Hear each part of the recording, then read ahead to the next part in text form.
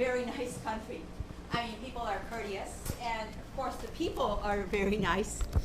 But our government, I know a journalist that's very experienced in Japan, a foreign journalist, said this is kitty fascism.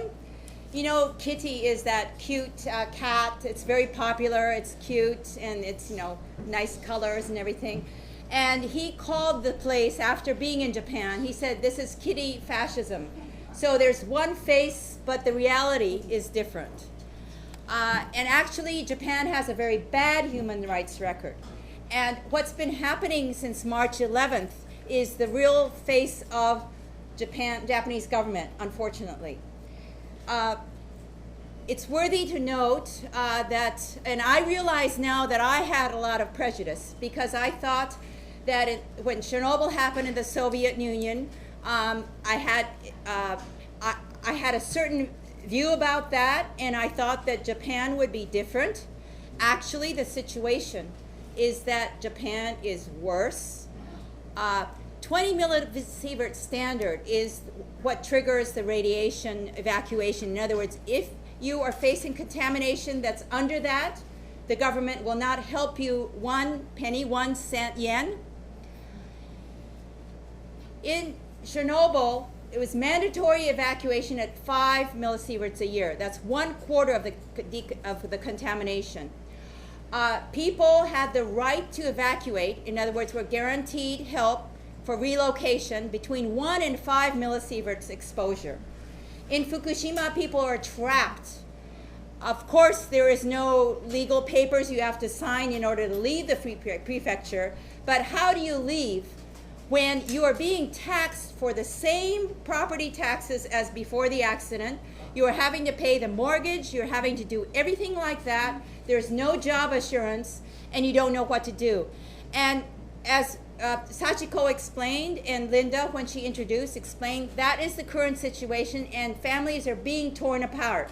Cannot tell you how many families where the mother and children have left and the father is remaining in Fukushima, and they meet once a month.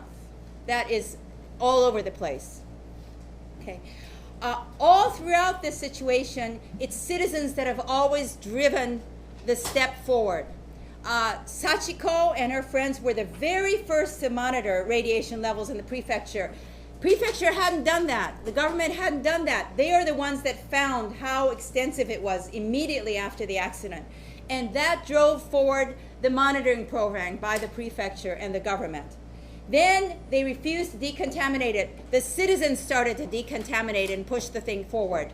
Grandparents decontaminated the schoolyards, and they made it as clean as it was before, and yet because the whole environment is contaminated, it goes right back.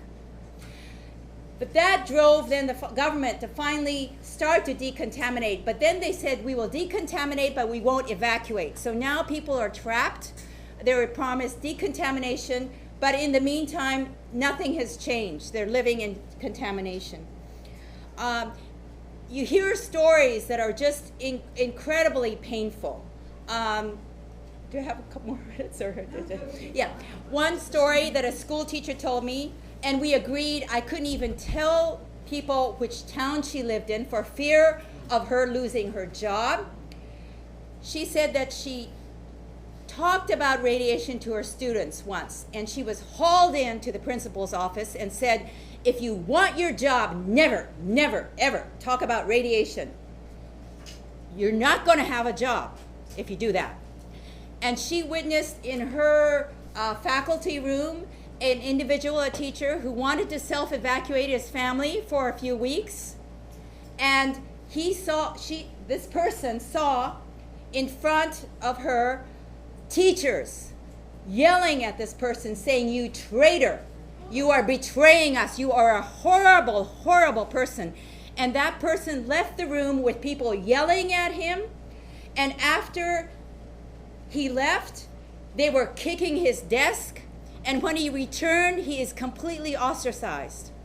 This is what it's doing to people. But if you see the manuals that the government brings in about radiation and what you are supposed to do at the schools, and this is what you're supposed to do, this is what is happen to people, individuals who were friends before. It's just horrible. I want to turn to the general picture of Japanese nuclear power. As Kaori mentions, there are only 11 nuclear power plants operating now in a country that has 54. We would have never thought about that this could happen. We are physically phasing out of nuclear power. If we can continue to keep the ones that are shut, and then each of these 11 will keep getting shut because of the annual outage. And by March, we will be completely operating with no nuclear power in Japan if we can keep the government from restarting the plants. So the fight, or the issue is very clear, laid out in front of us.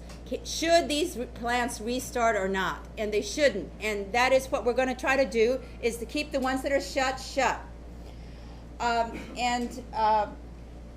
The reason we have come here is that we submitted a petition. Okay, it's the human rights of the Fukushima children. And on August 17th, her organization, she's a board member, that's the Fukushima Network for Protecting Children from Radiation, my organization, Green Action, and 4 others that have been meeting over and over and over with the government about these issues. We submitted a petition to the UN Office of the High Commissioner for Human Rights. And we stated, please, come to Japan and investigate the real situation and do something about it, because the children are trapped. And the reason we came here is so that we make this publicly known internationally as the meetings, high-level meetings, are happening at the UN.